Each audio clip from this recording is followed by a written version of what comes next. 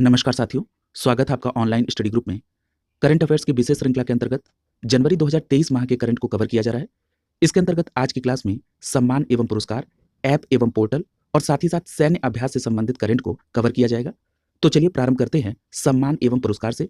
आप सभी को पता है कि जनवरी माह में पद्म पुरस्कार की घोषणा हुई है, इसलिए जो पुरस्कार का सेक्शन है ये परीक्षा के दृष्टिकोण से बहुत महत्वपूर्ण है। इसमें जो सबसे पहला पुरस्कार दिया गया है वो है वार्टन क्यूएस री इमेजिन एजुकेशन अवार्ड। याद रखिएगा, आईआईटी मद्रास ने वार्टन क्यूएस री इमेजिन एजुकेशन अवार्ड को जीता है। यहाँ पर यह बात भी आपको जानना आवश्यक है कि वार्टन क्यूएस री इमेजिन एजुकेशन अवार्ड को शिक्षा का ऑस्कर भी कहा जाता है। यदि हम इस पुरस्कार की सब कैटेगरी को देखें तो इसमें डेटा साइंस और एप्लीकेशन में आईआईटी मद्रास बीएस ने सर्वश्रेष्ठ ऑनलाइन श्रेणी में रजत पुरस्कार जीता है। वहीं आईआईटी और आईआईएससी की संयुक्त पहल national programme on technology enhanced learning में आजीवन सीखने की श्रेणी में स्वर्ण पदक जीता है। क्लियर है? यहां पर एक बात और याद रखिएगा कि इस वर्ष जो 2022 का पुरस्कार समारोह है ये अमेरिका की पेंसिल्वेनिया प्रांत के फिलाडेल्फिया शहर के वार्टन कैंपस में आयोजित किया गया। अगला देखिए, अगला पुरस्कार है अमेरिकी आईएसीपी पुरस्कार। याद रखिएगा, यहां पे आईएसीपी का फुल फॉर्म क्या है? International association of chiefs of police. Clear है? याद रखिएगा, छत्तीसगढ़ की राजनांदगांव की पुलिस के द्वारा चलाए जा रहे नशा विरोधी अभियान जिसका नाम क्या है? निजात अभियान, इसको संस्थागत श्रेणी में leadership in crime prevention category में अमेरिका की प्रतिष्ठित आईएसीपी 2022 का अवार्ड मिला है। तो यहां पर आपको दो बातें प्रमुख रूप से याद रखनी है। ये जो अमेरिकी आईएसीपी 2022 पुरस्कार है ये छत्तीसगढ़ की राजनांदगांव की पुलिस को दिया गया। किस अभियान के लिए? तो नशा विरोधी अभियान निजात के लिए। क्लियर है? यहां पर याद रखिएगा, इस अभियान को तत्कालीन पुलिस अधीक्षक संतोष सिंह के कार्यकाल में शुरू किया गया था। यहां पर एक फैक्ट और आपको ध्यान रखना है कि राजनांदगांव पुलिस के साथ ही साथ गढ़चिरौली पुलिस के तत्कालीन एसपी अंकित गोयल को माओवादी विरोधी कार्यक्रम दादा लोरा खिड़की को संस्थागत श्रेणी में सामुदायिक पुलिस कैटेगरी में आईएसीपी अवार्ड के लिए चुना गया। तो यहां पर आप दोनों फैक्ट को याद रखेंगे कि नशा विरोधी निजात अभियान जो कि छत्तीसगढ़ की राजनांदगांव पुलिस को द्वारा चलाया गया, और वहीं पर जो माओवादी विरोधी कार्यक्रम है दादा लोरा खिड़की, ये गढ़चिरौली पुलिस के एसपी अंकित गोयल की अध्यक्षता में चलाया गया था। यहां पर एक बात और याद रखिएगा कि ये जो आईएसीपी है इसका फुल फॉर्म मैंने अभी आपको बताया है कि ये अमेरिका की अंतर्राष्ट्रीय संस्था है। इसका फुल फॉर्म है international association of chiefs of police. Clear है? अगला देखिए, अगला टॉपिक है ईट राइट स्टेशन सम्मान। यहां पर याद रखिएगा, भारतीय रेलवे ने वाराणसी कैंट रेलवे स्टेशन को यात्रियों को उच्च गुणवत्ता पौष्टिक भोजन प्रदान करने के लिए 5 स्टार ईट राइट स्टेशन का प्रमाण पत्र दिया है। क्लियर है? तो याद रखेंगे, 5 स्टार ईट राइट स्टेशन का प्रमाण पत्र किसको मिला है? वाराणसी कैंट रेलवे स्टेशन को। याद रखिएगा, ये ईट राइट स्टेशन का जो प्रमाण पत्र है ये FSSAI के द्वारा दिया जाता है, और ये प्रमाण पत्र उन स्टेशनों को दिया जाता है जो यात्रियों को सुरक्षित और पौष्टिक भोजन प्रदान करने के मापदंड पर खरे उतरते हैं। यहां पर चर्चा हुई है FSSAI की। देखिए, कई बार आपकी परीक्षाओं में करंट के जो मुद्दे हैं उनकी स्टैटिक पार्ट से प्रश्न पूछ दिया जाता है। जैसे यहां पर आपसे कई बार इसके फुल फॉर्म को पूछा गया है। तो याद रखिएगा, FSSAI का फुल फॉर्म होगा food safety and standards authority of India. यहां पर आपको यह भी जानना आवश्यक है कि ये जो FSSAI है इसकी स्थापना स्वास्थ्य एवं परिवार कल्याण मंत्रालय के अधीन खाद्य सुरक्षा एवं मानक अधिनियम 2006 के तहत किया गया था। क्लियर है? इस अतिरिक्त फैक्ट्स को भी आप याद रखेंगे। यहां पर एक बात और याद रखिएगा, स्टेशन को जो रेटिंग प्रदान की जाती है वो 1 से 5 तक प्रदान की जाती है, और जो थर्ड पार्टी एजेंसी है उसके द्वारा जो निष्कर्ष होता है उसके आधार पर यह प्रमाण पत्र दिया जाता है। यदि हम स्टार प्रमाणीकरण वाले अन्य रेलवे स्टेशनों की बात करें तो इसमें आनंद विहार रेलवे स्टेशन जो कि नई दिल्ली में है, वहीं छत्रपति शिवाजी टर्मिनल जो कि मुंबई में है, Mumbai central railway, Vadodara railway station, Chandigarh railway station और भोपाल रेलवे स्टेशन शामिल है। अगला देखिए, असम वैभव पुरस्कार। याद रखिएगा, असम सरकार ने राज्य में कैंसर देखभाल के क्षेत्र में विशिष्ट योगदान देने के लिए डॉक्टर तपन सैकिया को राज्य का सर्वोच्च नागरिक पुरस्कार असम वैभव से सम्मानित किया है। यहां पर आपको 3 बातें प्रमुख हैं जो आपको ध्यान में रखनी है। सबसे महत्वपूर्ण बात यह है कि असम राज्य का जो सर्वोच्च नागरिक पुरस्कार है उसका नाम क्या है? असम वैभव। किसको दिया गया? तो डॉक्टर तपन सौकिया को। और डॉक्टर तपन सौकिया को क्यों दिया गया? क्योंकि इन्होंने कैंसर के क्षेत्र में विशिष्ट योगदान दिया है। अगला देखिए, यहां पर एक बात और याद रखिएगा कि जो ये पुरस्कार है वो असम सरकार के जो मुख्यमंत्री हैं हेमंत बिस्वा शर्मा साहब, उन्होंने ये पुरस्कार दिया है। और इसके अतिरिक्त जो असम राज्य का दूसरा सर्वोच्च नागरिक पुरस्कार है जिसका नाम क्या है? असम सौरभ, ये भी 5 लोगों को दिया गया है। तो याद रखेंगे, सर्वोच्च नागरिक पुरस्कार असम वैभव है, दूसरा सर्वोच्च नागरिक पुरस्कार असम सौरभ है जो कि 5 लोगों को दिया गया है। यहां पर एक बात और आप ध्यान में रखेंगे कि ये जो तपन शौकिया हैं, ये दीप शिखा फाउंडेशन के संरक्षकों में से एक हैं और उन्होंने असम और पूर्वोत्तर में जागरूकता पैदा करने और कैंसर का जल्द पता लगाने की दिशा में बहुत बड़ा योगदान किया है। नाम क्या है? तपन शौकिया। यहाँ पर एक बात और याद रखिएगा कि इस वर्ष असम गौरव पुरस्कार प्रदान करने के लिए कुल 15 प्रतिष्ठित हस्तियों का चयन किया गया। क्लियर? अगला देखिए, अगला पुरस्कार है गोल्डन ग्लोब पुरस्कार 2023। याद रखिएगा, एक भारतीय फिल्म है जिसका नाम है RRR। इस भारतीय फिल्म RRR के सुपर हिट गीत जिसका नाम क्या है? नाटू नाटू। इसको सर्वश्रेष्ठ मौलिक गीत के लिए 80वें गोल्डन ग्लोब अवार्ड्स में best original song motion picture category का गोल्डन ग्लोब पुरस्कार मिला है। तो यहाँ पर आपको एक सीधी बात याद रखनी है कि एक सुपरहिट गीत है जिसका नाम है नाटू नाटू, उसको 80वें गोल्डन ग्लोब अवार्ड्स में बेस्ट ओरिजिनल सॉन्ग का पुरस्कार मिला है। और ये किस फिल्म का है? RRR का। यदि हम इस RRR की फिल्म के निर्देशक की बात कर लें तो उनका नाम है SS राजमौली। और ये जो सुपरहिट फिल्म का जो गीत है जिसका नाम है नाटू नाटू, इसके निर्देशक कौन है? तो इसके निर्देशक है MM कीरावानी। यहाँ पर एक बात और याद रखिएगा, ये जो नाटू नाटू गीत है इसके गायक कौन है? काला भैरवा और राहुल सिपली गुंज। याद रखिएगा, सॉन्ग नाटू नाटू जिसने गोल्डन ग्लोब अवार्ड जीता है और ये पुरस्कार जीतने वाला ये पहला एशियाई सॉन्ग बन गया है, इसलिए ये बहुत महत्वपूर्ण पुरस्कार है। यहाँ पर याद रखिएगा कि गोल्डन ग्लोब अवार्ड में RRR 2 category best original songs और best non English language film में नॉमिनेट हुई थी। क्लियर है?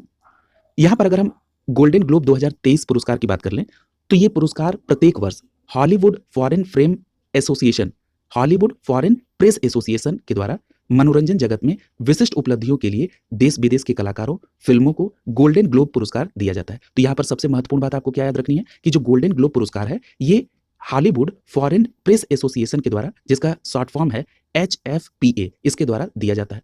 जो पहला गोल्डन ग्लोब पुरस्कार दिया गया था वो जनवरी 1944 में दिया गया था और ये कहां पर आयोजित हुआ था समारोह? लॉस एंजलिस में। ठीक है, याद रखिएगा, ये जो 80वां गोल्डन ग्लोब पुरस्कार है जो कि 2023 में आयोजित हुआ, ये आयोजन स्थल कहां पर है? तो ये अमेरिका के कैलिफोर्निया के बेवर्ली हिल्स में आयोजित किया गया था। क्लियर है? तो याद रखेंगे, गोल्डन ग्लोब पुरस्कार का 2023 में कौन सा संस्करण है? 80वां, और अमेरिका के कैलिफोर्निया के बेवर्ली हिल्स में आयोजित किया गया।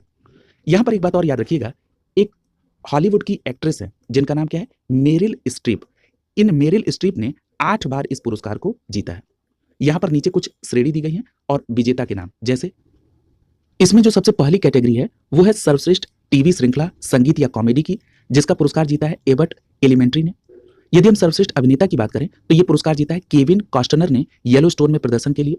वहीं अगर हम बात करें सर्वश्रेष्ठ निर्देशक की तो ये पुरस्कार स्टीवन स्पिलबर्ग ने जीता है द फेबलमैन्स के लिए। अगर हम बात करें सर्वश्रेष्ठ पटकथा की तो मार्टिन मैकडॉनघ ने जीता है द बंसीज ऑफ इनिशरीन के लिए।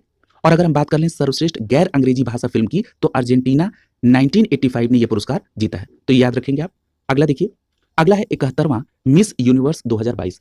याद रखिएगा, ये जो 71वां मिस यूनिवर्स का जो आयोजन है ये अमेरिका के लुइसियाना स्टेट के न्यू ऑरलियंस शहर में हुआ था। इसमें विश्व के 84 देशों के प्रतिभागियों ने पार्टिसिपेट किया और इस पुरस्कार को अमेरिका के गैब्रियल ने जीता था। तो याद रखेंगे, अमेरिका की गैब्रियल ने 71वें मिस यूनिवर्स 2022 का पुरस्कार जीता था। याद रखिएगा, पूर्व विश्व सुंदरी भारत की हरनाज संधू ने अपना ताज पहनाया उन्हें।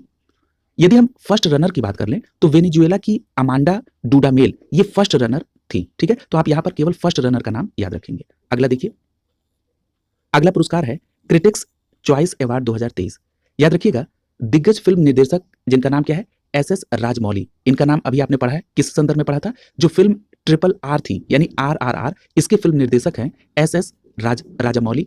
याद रखिएगा, ये जो SS राजामौली साहब हैं इनको गोल्डन ग्लोब अवार्ड के बाद अब 28वें क्रिटिक्स चॉइस अवार्ड में 2 श्रेणियों में बेस्ट फॉरेन लैंग्वेज फिल्म और गाने नाटू नाटू के लिए बेस्ट सॉन्ग का क्रिटिक्स चॉइस अवार्ड प्राप्त हुआ है। क्लियर है? तो इस बात को भी याद रखेंगे, ये फिल्म और ये गाना कितना महत्वपूर्ण है क्योंकि इसको अब 2 पुरस्कार मिल चुका है, गोल्डन ग्लोब अवार्ड्स और उसके बाद क्रिटिक्स चॉइस अवार्ड 2023। और याद रखेंगे, ये जो क्रिटिक्स चॉइस अवार्ड 2023 है ये किस क्रम का है? 28वें क्रम का है।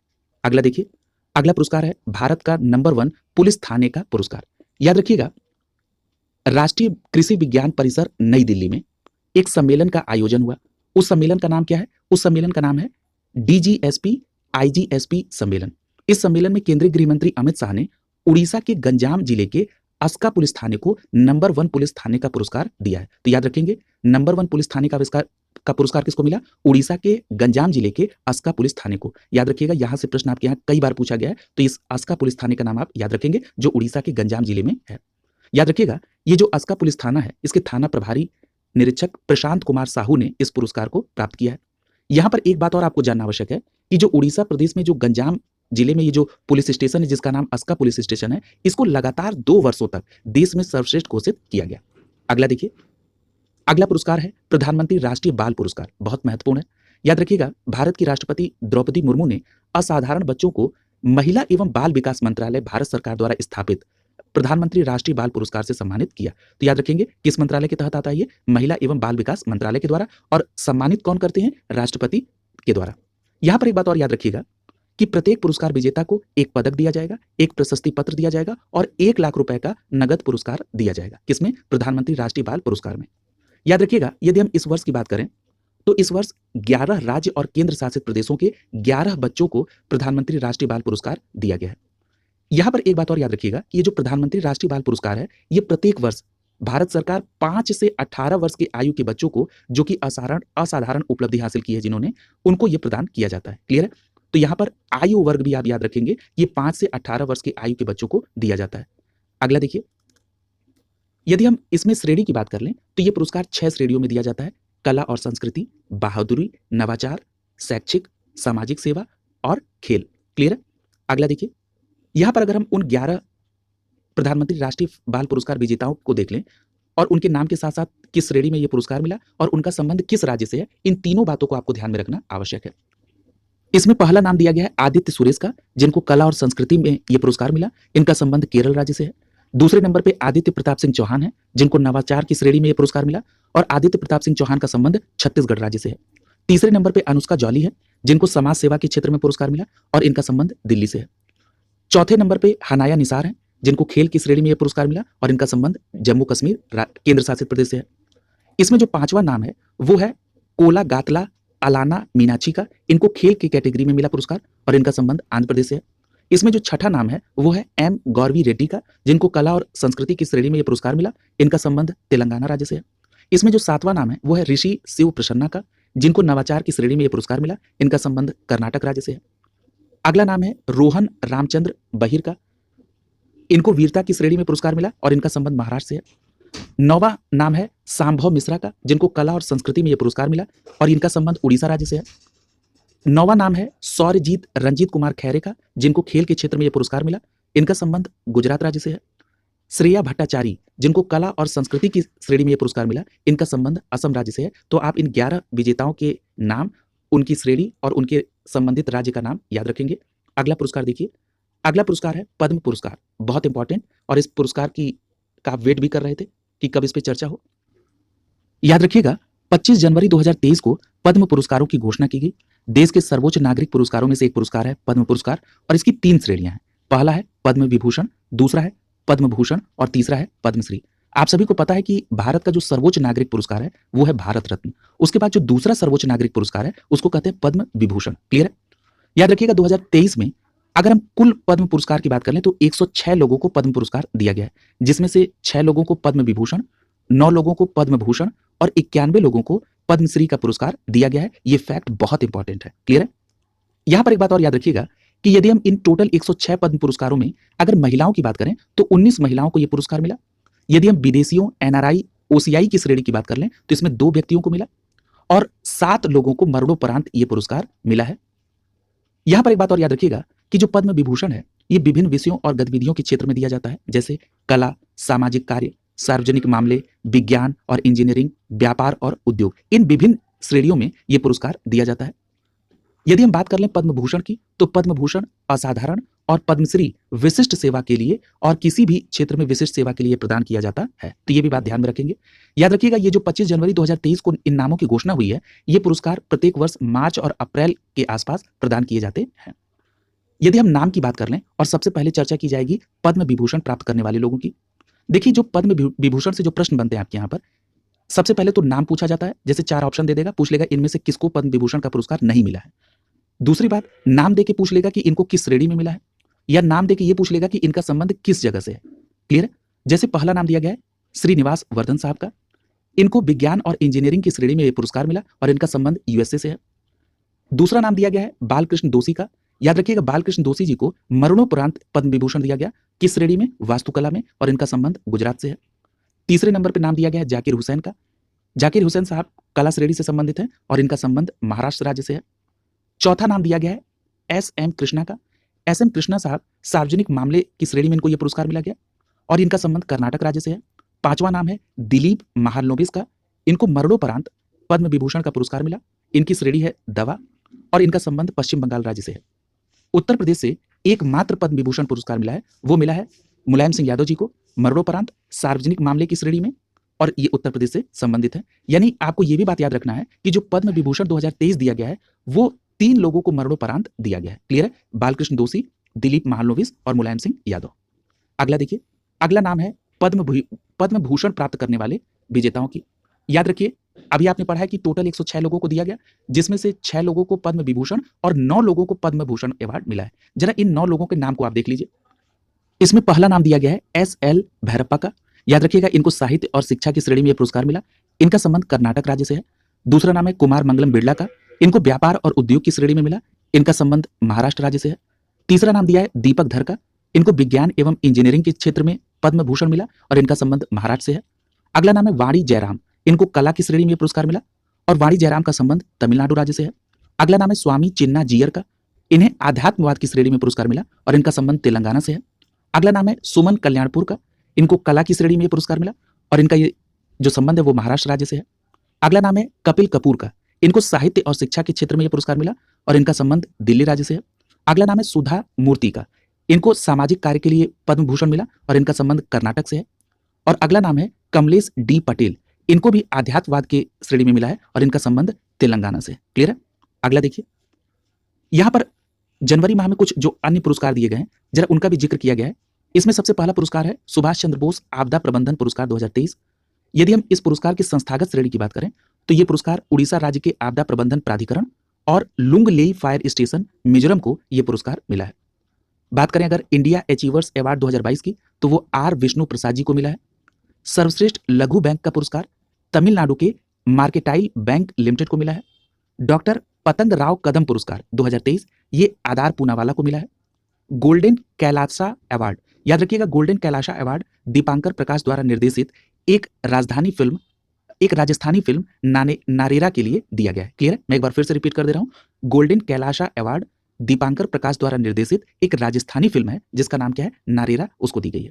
अगला है अवार्ड फॉर ग्लोबल लीडरशिप। याद रखिएगा, डीवाई चंद्रचूड़ को मिला है, बहुत इंपॉर्टेंट है, अवार्ड फॉर ग्लोबल लीडरशिप। अगला है UN habitat world habitat award, ये उड़ीसा के जग मिशन को दिया गया है। अगला है के आर गौरी अम्मा नेशनल अवार्ड 2022। याद रखिएगा, ये डॉक्टर एलिडा ग्वेरा को मिला है। क्लियर है? कौन सा पुरस्कार? के आर गौरी अम्मा नेशनल अवार्ड 2022। अगला देखिए, अगला जो टॉपिक है वो है ऐप और पोर्टल से संबंधित। यहां पर जो सबसे पहली बात होगी वो होगी प्रहरी ऐप की। याद रखिएगा, ये जो प्रहरी ऐप है इसका संबंध किससे है? तो याद रखेंगे सीमा सुरक्षा बल अर्थात बीएसएफ से संबंधित है प्रहरी मोबाइल ऐप। यदि आपसे यह पूछा जाए कि इस प्रहरी मोबाइल ऐप को किसके द्वारा इसका लोकार्पण किया गया, तो याद रखिएगा केंद्रीय गृह एवं सहकारिता मंत्री अमित शाह के द्वारा 30 दिसंबर 2022 को इस प्रहरी मोबाइल ऐप का लोकार्पण किया गया। ये बीएसएफ से संबंधित है। अब ये बीएसएफ के जवानों के लिए क्या सुविधा उपलब्ध कराएगा? तो याद रखिएगा, बीएसएफ जवान अब अपने व्यक्तिगत और सेवा संबंधी जानकारी के साथ साथ आवास, आयुष्मान, सीएपीएफ और अवकाश संबंधित जितनी भी जानकारियां हैं अब वो अपने मोबाइल पर ही प्राप्त कर सकते हैं। इसको एक बीएसएफ का प्रोएक्टिव गवर्नेंस का उदाहरण माना जा रहा है। अगला है भुगतान ऐप पे रूप यानी PAYRUP। याद रखिएगा, 9 जनवरी 2023 को भारत का सबसे तेज भुगतान ऐप पे रूप को भारत के लुलु माल बेंगलुरु में महादेवप्पा हलागट्टी के द्वारा लॉन्च किया गया। क्लियर है? तो याद रखिएगा पे रूप वेब 3.0 बेहतरीन तकनीक के साथ बनाया गया है। यहां पर एक बात और याद रखिएगा कि इसके माध्यम से यूटिलिटी बिल, लैंडलाइन बिल आप भुगतान कर सकते हैं और अपने मोबाइल, ब्रॉडबैंड, डीटीएच इन सभी को आप रिचार्ज कर सकते हैं। अगला है मार्ग पोर्टल। याद रखिएगा, 16 जनवरी 2023 को केंद्रीय मंत्री पीयूष गोयल के द्वारा नई दिल्ली में मार्ग प्लेटफॉर्म और साथ ही साथ राष्ट्रीय स्टार्टअप पुरस्कार 2022 के नतीजे की घोषणा की गई। याद रखिएगा, ये जो मार्ग प्लेटफॉर्म है इसमें क्या क्या है? मार्गदर्शन, परामर्श, सहायता, सुदृढ़ता और विकास। क्लियर है? तो याद रखेंगे 16 जनवरी 2023 को पीयूष गोयल के द्वारा नई दिल्ली में इस मार्ग पोर्टल को लॉन्च किया गया। साथ ही साथ राष्ट्रीय स्टार्टअप पुरस्कार 2022 की भी घोषणा की गई। ये जो मार्ग पोर्टल है, इसके तहत समस्त सेक्टरों, चरणों और कार्यों से जुड़े स्टार्टअप और उद्यमियों के बीच मार्गदर्शन को सुविधाजनक बनाए जाने के उद्देश्य से इसको लॉन्च किया गया है। याद रखिएगा, ये जो पुरस्कार भी इसके साथ दिया गया है, राष्ट्रीय स्टार्टअप पुरस्कार 2022, इसमें प्रत्येक विजेता स्टार्टअप को 5 लाख रुपए का नगद पुरस्कार दिया जाएगा और असाधारण इंक्यूबेटर और एक्सेलरेटर को 15-15 लाख रुपए नगद पुरस्कार दिए जाएंगे। क्लियर है? अगला देखिए, अगला है यू विन पोर्टल। आप सभी को पता है कि कोविड-19 के टीकाकरण और उसके प्रमाण पत्र को दिए जाने के संदर्भ में एक प्लेटफॉर्म बनाया गया था जिसका नाम था कोविन। अब इस कोविन प्लेटफॉर्म के बाद गर्भवती महिलाओं के पंजीकरण और टीकाकरण के उद्देश्य से जो पोर्टल बनाया गया उसका नाम है यूविन। तो सीधी सी बात है कि यूविन पोर्टल का संबंध गर्भवती महिलाओं के पंजीकरण और टीकाकरण के उद्देश्य से किया गया है। याद रखिएगा, भारत की यूनिवर्सल टीकाकरण कार्यक्रम अर्थात यूआईपी को डिजिटलाइज करने के उद्देश्य से प्रत्येक राज्य और केंद्र शासित प्रदेश के 2 जिलों में पायलट मोड में इस सेवा को शुरू किया गया है। इस मंच का इस्तेमाल करके जो गर्भवती महिलाएं हैं वो अपना पंजीकरण करा सकती हैं। टीकाकरण का डिजिटल रिकॉर्ड होगा, इसमें प्रसव का रिकॉर्ड होगा, नवजात शिशु का पंजीकरण होगा, जन्म के बाद टीके की खुराक देने, आगामी खुराक का रिमाइंडर, ड्रॉप आउट, फॉलोअप, इन तमाम कार्यक्रमों को एक ही जगह समराइज किया गया है यूविन पोर्टल के माध्यम से। क्लियर है? तो याद रखेंगे। अगला देखिए, अगला है सैन्य अभ्यास से संबंधित। इसमें जो सबसे पहला अभ्यास है वो है वरुण। याद रखिएगा, सबसे पहली बात ये जानना आवश्यक है कि ये जो वरुण सैन्य अभ्यास है ये किन 2 देशों के बीच होता है? तो भारत और फ्रांस के बीच में ये एक नौसैन्य अभ्यास है। और ये जो 2023 में वरुण नौसैन्य अभ्यास है ये किस संस्करण का है? तो याद रखिएगा 21वां संस्करण है।